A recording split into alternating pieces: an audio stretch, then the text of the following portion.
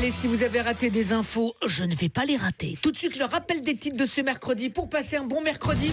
Tout de suite, le rappel des titres de ce mercredi pour passer un bon mercredi avec le magazine Femme Actuelle. Ta-da-da-da, Femme Actuelle.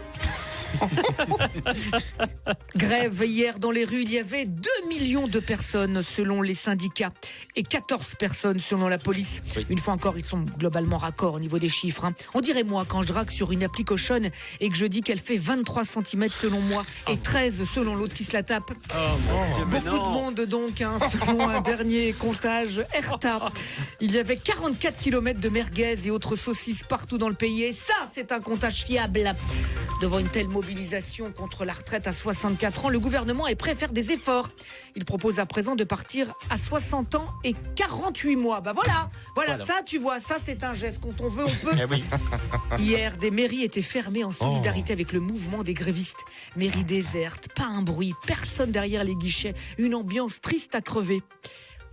En fait, les mairies sont solidaires avec les grévistes toute l'année, en fait. Qu'est-ce qui se passe ? Attendez, chut. Qu'est-ce qui se passe ? Incroyable, c'est la première fois depuis des semaines qu'on n'entend pas Guillaume Canet faire la promo d'Astérix. Ça fait du bien. D'ailleurs, avec sa moustache et son physique, c'est Philippe Martinez et pas Gilles Lelouch qui aurait dû jouer Obélix. On l'aurait appelé Syndicalix. Et son grand ami serait un autre Gaulois. Le métro en grève, c'est pas pratique. Ou alors, comme il nous la met profond aux usagers, il aurait pu s'appeler Je fais du X.